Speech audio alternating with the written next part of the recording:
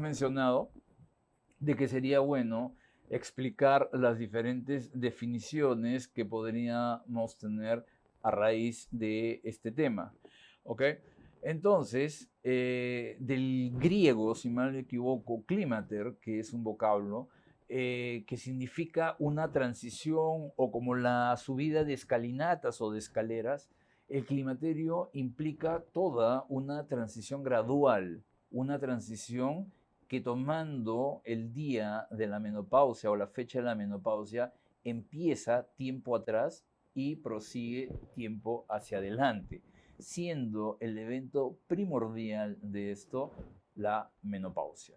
Y en realidad la menopausia vendría a representar simplemente una fecha que nos está indicando que es la última vez que ocurrió un periodo menstrual en una mujer. Lógicamente, para que yo llegue a este diagnóstico, debo tener otro parámetro, no solo la fecha, sino que haya transcurrido un año al menos desde este evento. Por lo tanto, este diagnóstico es un diagnóstico retrospectivo. ¿Ok? ¿Por qué? Porque de repente la mujer, y por lo que hemos estado explicando, que hay una transición gradual en todas esas alteraciones hormonales que van a ocurrir y en el cual el eje comienza a alterarse, va a poder presentar ausencia de periodos menstruales, pero a veces no tan largos como el año que se pide para llegar al diagnóstico de menopausia, sino pueden ser 2, 3, 4 meses o de repente 6 meses y de repente vuelve a menstruar.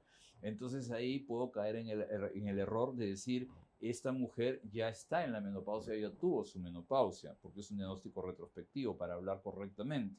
Entonces necesariamente tenemos que esperar ese año.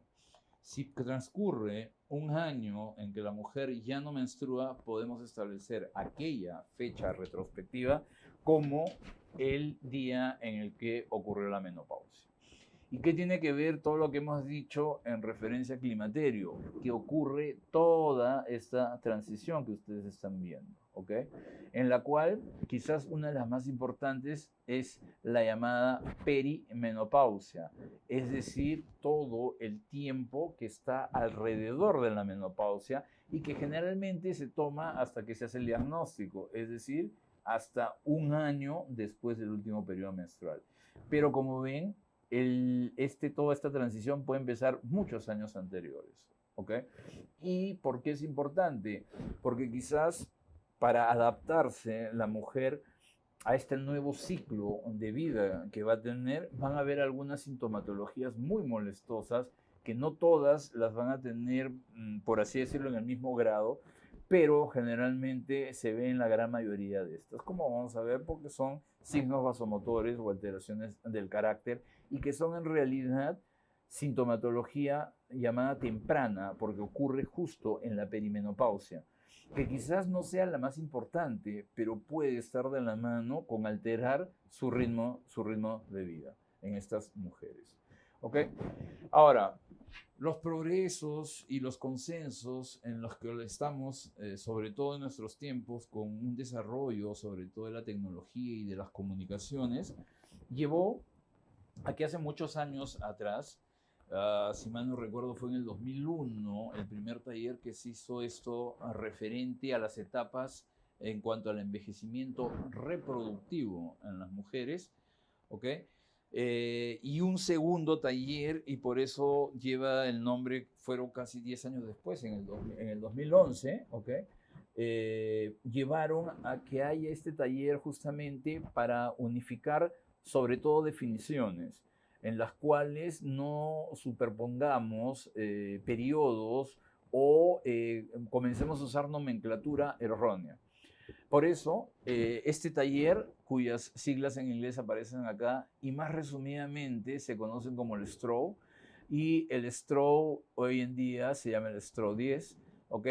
El que se dio en el 2011 como haciendo una recapitulación o haciendo más bien un nuevo alcance de todo lo que se había hecho 10 años atrás, quedó esta tabla en la cual se maneja de esa manera para establecer terminologías adecuadas, duraciones de las etapas y cómo son los ciclos sexuales en general.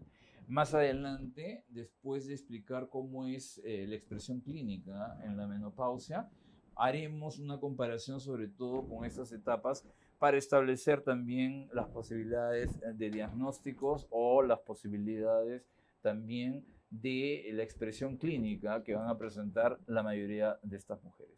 Entonces vemos nosotros que en cuanto a terminología, comenzamos desde la primera menstruación, que implica que el eje ya funciona, quizás no está maduro, pero ya funciona, ¿ok? Y se establece ya una ciclicidad, una tonicidad adecuada para entrar, pues, definitivamente a la etapa reproductiva en la mujer. Es decir, todo este tiempo en la cual la mujer puede concebir, puede quedar embarazada y perpetuar la especie, que tiene una duración variable en años, ¿ok? Dependiendo de a qué edad comienza o se da la menarquia y, lógicamente, cuántos años transcurren y también de la mano a qué edad se va a dar la menopausia finalmente. Después está la etapa previa que habíamos hablado en la diapositiva anterior a la menopausia. Por eso se llama como la etapa de la transición hacia esa, y en la cual muchas veces hay una expresión clínica, una expresión que puede ser muy molestosa, y algunos, como lo había mencionado también anteriormente, le podrían llamar esto al climaterio, u otros específicamente cuando hay expresión clínica o sintomatología, le llaman el síndrome climatérico. Finalmente, vemos que esta transición a la menopausia va a presentar dos etapas, una temprana y una tardía, ¿ok? Y que su duración también es variable y más o menos abarca, podría ser entre 1 a 3 años en promedio. Los ciclos menstruales y la guía que tenemos clínica para saber si hay alteraciones o no es la menstruación. Entonces, en la mayoría de mujeres se caracteriza porque son regulares cuando están en edad reproductiva. Y de acuerdo a si está en esta transición de la menopausia, ya sea temprana y más en la etapa tardía, ya comienzan a ver que pueden haber ausencia de los ciclos o alteraciones del ciclo, incluso llegando a periodos de amenorrea de más de 60 días, para finalmente llegar a la etapa de la última menstruación, a la fecha de la última menstruación que ya hemos mencionado, que se va a conocer como la menopausia. Es decir, esta es la etapa en la cual, o la fecha, mejor dicho, en la cual divide etapas anteriores, por eso se expresan en números negativos, y etapas posteriores a este evento y se expresan en números positivos. Entonces, lógicamente, lo que en la lámina anterior habíamos visto como premenopausia, que casi nadie usa ese término porque es muy ambiguo, si no comenzamos a usarlo de transición a la menopausia o climaterio, o la llamada perimenopausia también, y después viene lógicamente la posmenopausia, la cual tiene una posmenopausia temprana y una tardía, y lógicamente esto va a durar hasta que la mujer finalmente fallece o se va a estabilizar, porque todos los órganos, todas las glándulas, y en este caso sobre todo la hipófisis, ya llega un envejecimiento normal o aceptado que se da en la senectud. Y lógicamente, como ya está en amenorrea por más de 12 meses, es decir, se establece la fecha de la menopausia, acá no va a haber alteraciones del ciclo menstrual porque ya no hay ciclo menstrual, ya no hay menstruación. Pero hay que tener en cuenta algo, que todo esto que se da en el STRO no va a servir para todas las mujeres. Esto es para las mujeres, digamos, la normalidad, el grueso, el mayor porcentaje.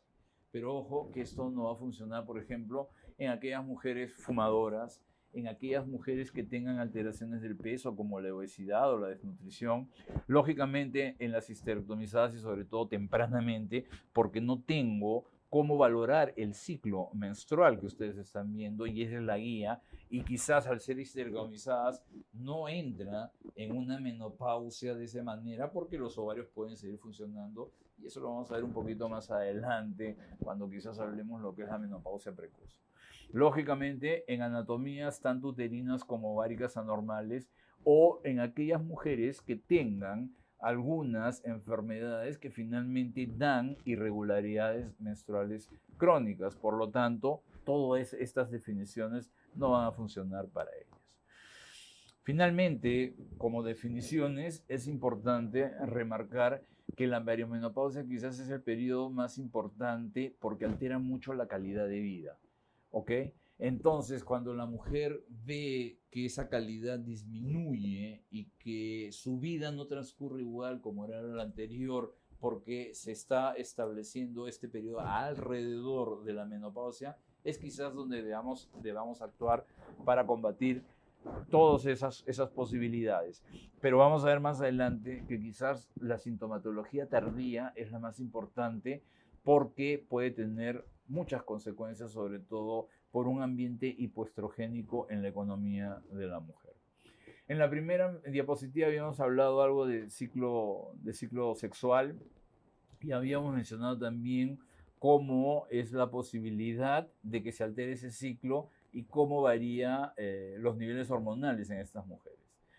Sin embargo, para entender mejor la fisiopatología, deberíamos primero conocer que la mujer nace con una cohorte de folículos primarios, los cuales tienen la potencialidad ciclo a ciclo de producir un ovocito o un folículo maduro, un folículo de Degraf. Pero estos se conservan desde el nacimiento hasta que la mujer entra en menopausia, es decir, cuando ya no hay folículos que puedan desarrollar. Entonces se ve que la cohorte que se va consumiendo de folículos ciclo a ciclo y año a año implica que tenga una reserva y que esta reserva se va consumiendo. Es decir, que la reserva ovárica va a comenzar a disminuir en el tema de la menopausia y esto va a traer como consecuencia que no haya una producción adecuada de folículos o que no se desarrollen estos hacia folículos secundarios y finalmente los folículos maduros. Esto trae como consecuencia que hay una disminución de otras hormonas que contribuyen a la retroalimentación negativa a nivel central de la hipófisis para que no se secrete FSH ni LH. Y estas son dos. Antes, una que, pero con métodos un poco engorrosos de laboratorio, se dosaban para llegar a establecer ese diagnóstico de baja reserva ovárica o que y estemos entrando en la perimenopausia y finalmente la menopausia se establecía. Y la que actualmente se utiliza es la hormona antimülleriana, una hormona que se produce con cierta constancia durante todo el ciclo, a diferencia de, por ejemplo, el estradiol o a diferencia de las gonadotrofinas coriónicas que sí responden de acuerdo al ciclo, a la etapa del ciclo en la cual está la mujer, porque en algunas partes del ciclo van a estar disminuidas, en otro presentan picos, etc. Es decir, no es constante a diferencia del antimülleriano. Entonces, esta disminución de estas dos hormonas va a traer como consecuencia que se libere el órgano central, la hipófisis, y no encuentre un stop o un obstáculo para seguir produciendo. ¿Por qué? Porque no hay respuesta a nivel del ovario. Entonces comienzan a aumentar en sus concentraciones estas dos, la folículo estimulante y la hormona luteinizante, perdón.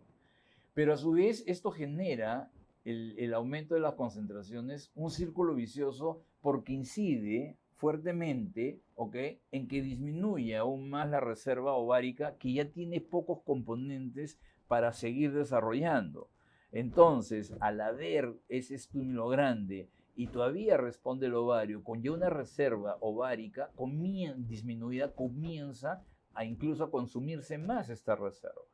Todo esto forma un círculo vicioso que finalmente también da efectos en el parénquima ovárico que está diseñado para producir primero andrógenos a nivel local, en especial la androstenediona y la testosterona. Y estos andrógenos a nivel ovárico, por un sistema bioquímico en donde interviene una enzima muy especial que es la aromatasa, son aromatizados en las células de la granulosa, porque estos esteroides masculinos se producen en las células tecales. Y como esas son vecinas, fácilmente pasan los andrógenos y se van a aromatizar, ¿ok?, con la finalidad de producir en la célula de la granulosa los estrógenos a predominio en el ovario del estradiol. ¿ok? Y esto va a ocurrir, lógicamente, en la etapa en edad reproductiva. Entonces, al perderse o al comenzar a consumirse todas las posibilidades de producción de folículos, comienza también a haber una disminución en las concentraciones de los esteroides masculinos, pero sin embargo pueden aún aromatizarse y haber una pequeña producción de estradiol a nivel ovárico. Pero lo fundamental es que cuando la mujer entra en menopausia, esa aromatización se va a preferir hacerlo periféricamente, en la grasa, a nivel de toda la grasa periférica en la mujer, y también en las glándulas mamarias. Y es por esa razón que en la menopausia el estrógeno que predomina es el E1, la estrona. Y seguramente cuando se discutan o conversen los temas sobre todo del cáncer ginecológico, ahí van a entender por qué algunos cánceres son considerados como estrógenos dependientes y se le echa de alguna manera la culpa a la estrona como ser el promotor de una degeneración celular a nivel de los órganos blancos en el aparato genital. ¿Cuál es la causa o por qué ocurre una menopausia? La menopausia va a ocurrir primariamente porque en la cronología de la vida de la mujer, este órgano, esta glándula tan importante como es el ovario, va a cumplir un ciclo también. Al cumplir su ciclo ya no va a poder producir finalmente el gameto femenino como para que sea fecundado y de ahí se produzca pues una gestación, y a su vez ya no va a producir las hormonas que hemos estado explicando dentro de lo que es la fisiología. Entonces esto trae como consecuencia de que sacando cierto promedio, alrededor entre los 49 y 51 años, y eso también hay algunos trabajos hechos a nivel nacional, es la etapa promedio, la edad promedio en la cual las mujeres llegan a este evento que hemos definido como la última regla en su vida. ¿Ok? Entonces, lo más lógico es que en el transcurso de esa vida y conforme las sociedades progresan, haya más adelantos, haya más tecnología, la expectativa de vida comienza a ser más larga, entonces ya se espera naturalmente que luego de esa etapa reproductiva la mujer entre en esto de la menopausia, y lógicamente el interés de conocer el tema es eso, para estar prevenidos, ¿ok? Y prevenirle a la mujer, explicarle, educarla y en alguna circunstancia darle una terapia de sustitución hormonal porque el ovario ya no trabaja y ya no funciona hormonalmente como lo hacía en la edad gestacional. Después hay un tema quizás importante, y este sería el momento de tocarlo en la parte de etiología, que viene a ser la llamada menopausia precoz, que se establece como la pérdida de este reloj biológico o de este ciclo o de esta ciclicidad en la mujer, y que especialmente incide a nivel del ovario y por último a nivel del endometrio, que ocurre en mujeres muy jóvenes.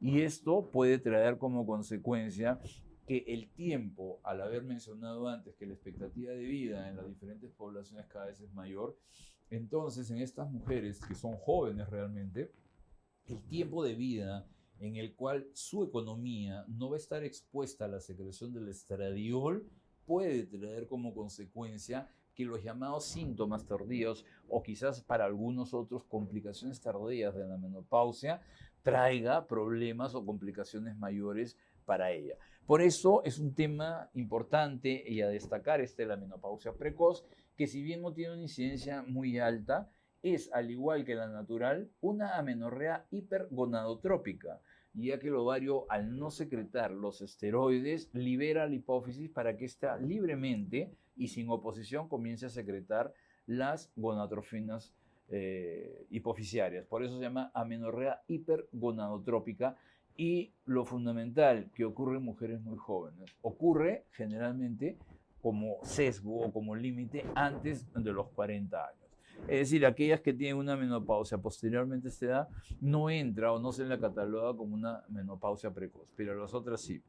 Ahora, ¿cuáles causas o cuáles etiologías? Porque en este terreno ya escapamos a lo anterior de qué es la cronología o es la menopausia natural. ¿Cuáles son las causas que me podrían llevar? Hay múltiples.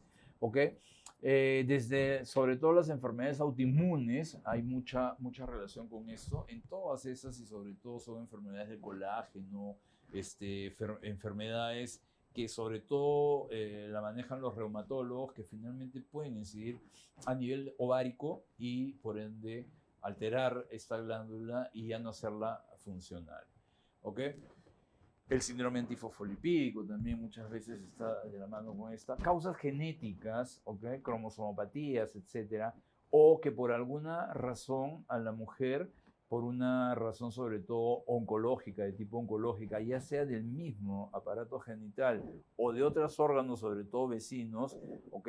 Que haya necesitado que la mujer sea irradiada o sometida a la administración de antineoplásicos.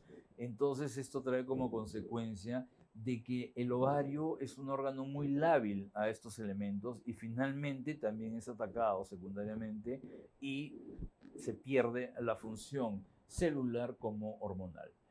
Y quizás una causa relativamente común para llegar a una menopausia precoz debe ser por alguna indicación quirúrgica, sobre todo cuando los ovarios se han visto comprometidos. Y en nuestro medio, quizás las causas infecciosas son las que predominan en estas, en las cuales pues avanza una enfermedad que la lleve a veces hasta la septicemia en la mujer, y no hay otra cosa que hacer que la llamada desfocalización.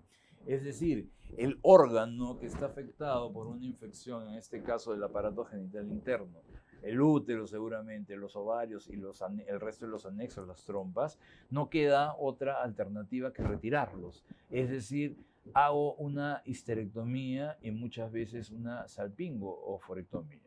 O también quizás en aquellas mujeres que pudieran presentar tumoraciones ováricas, sospechosas o no de cáncer, que finalmente ha llevado a la destrucción de la glándula del ovario y no queda otra alternativa más que retirarlas, pero no se retira solo la tumoración, sino ya no hay parénquima ovárico que salvar.